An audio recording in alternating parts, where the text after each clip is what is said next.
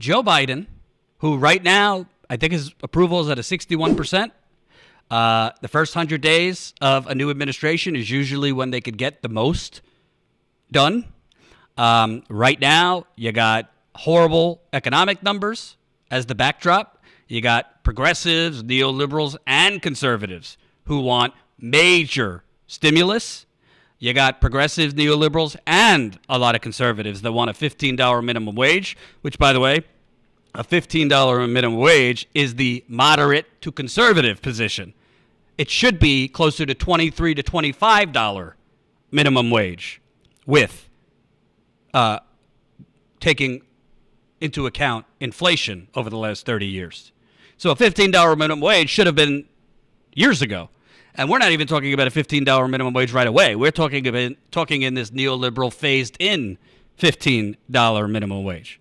But when Joe Biden was pressed by CBS, here's what he said about whether a $15 minimum wage would happen as part of his COVID relief bill, the $1.9 trillion bill that he's already moonwalking away from that too. Here's what he said about a minimum wage. You're not compromising on the $1,400 checks. You made that promise. You're sticking to it. So the big question is who gets the check? Exactly right. Is it someone who makes up to $50,000 or is it someone who makes up to $75,000? I'm prepared to negotiate that, but here's the deal. Middle-class folks need help.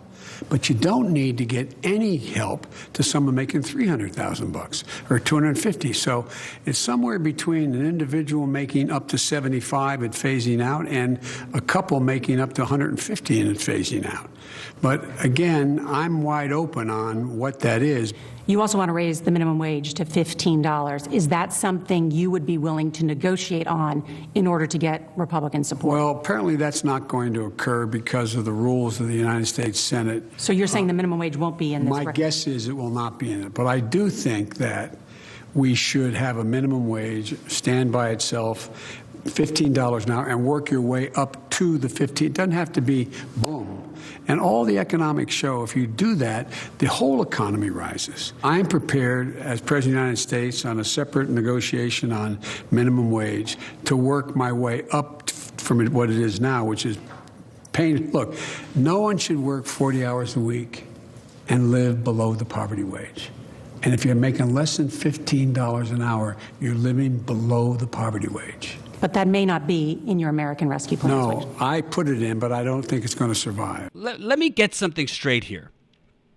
Joe Biden, who is the president, who is at a 61% approval rating, he is some passive grasshopper sitting on a park bench saying, I just don't think it's going to pass. I don't think we could get the $15 minimum wage as part of the COVID relief bill, which, by the way, to be clear, because the corporate media framing is that this is a massive $1.9 trillion bill. $1.9 trillion is insufficient for the magnitude of the economic gunshot wound we have. Just like $750 billion was insufficient over a decade ago, $1.9 trillion is insufficient. A $1,400 check, now means tested, is insufficient. A $2,000 check was already insufficient. The fact that they're not doing it monthly is insufficient. And by the way, when they talk about means testing the $1,400 check under the premise, well, we don't want people making $350,000 a year, they always kind of cloak it in, we don't want the really rich getting that benefit, even though they're trying currently to repeal the salt tax cap, which in English is just a deduction for rich people. Chuck Schumer's trying to completely repeal the salt tax deduction cap, which is a huge, huge sexual favor to wealthy, upper middle class Democratic Party donors. Well, let me remind you, the Washington Post, it's rare, did a really good investigation, I think it was last year, on the Afghanistan war. And you know what they found?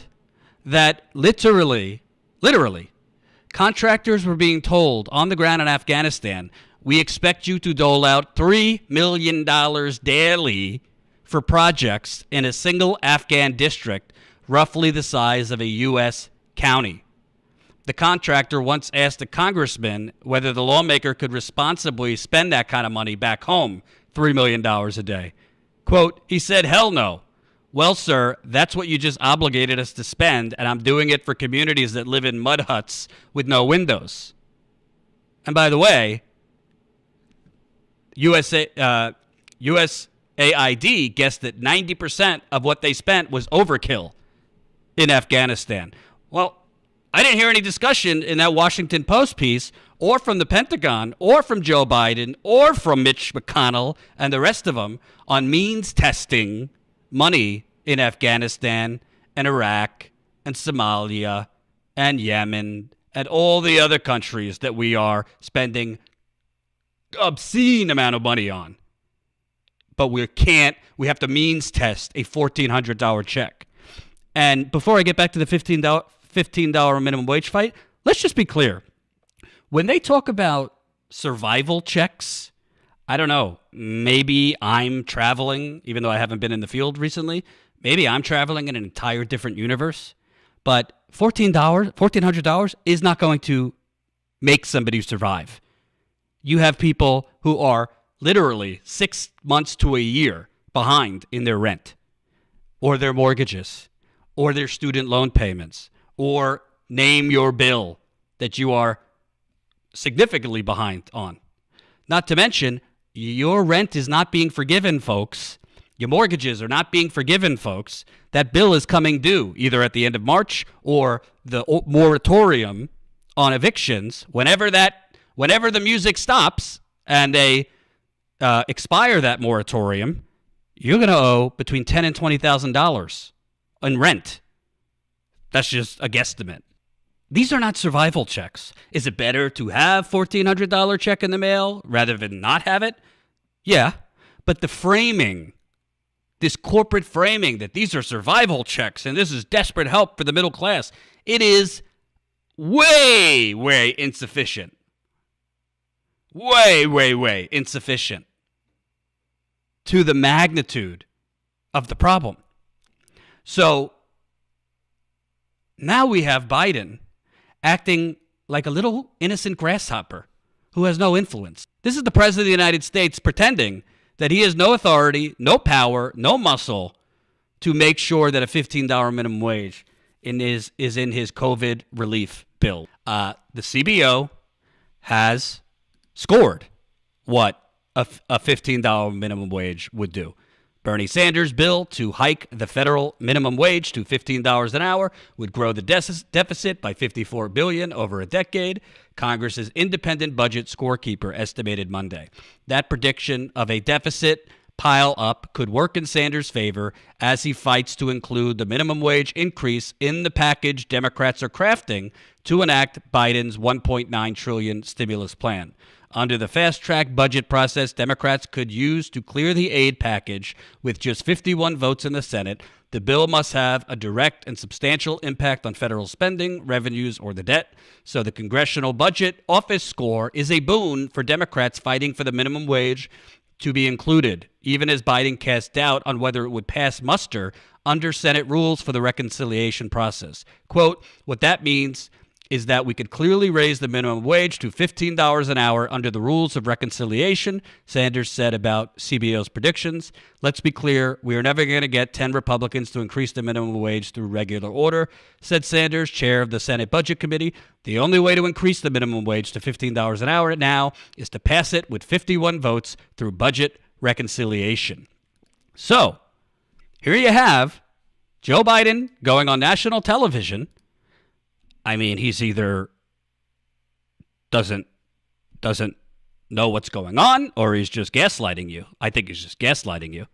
And he's saying, well, I don't think it could get through based on Senate rules. No, the CBO has scored it. That is what needs to happen for it to go through the budget reconciliation process.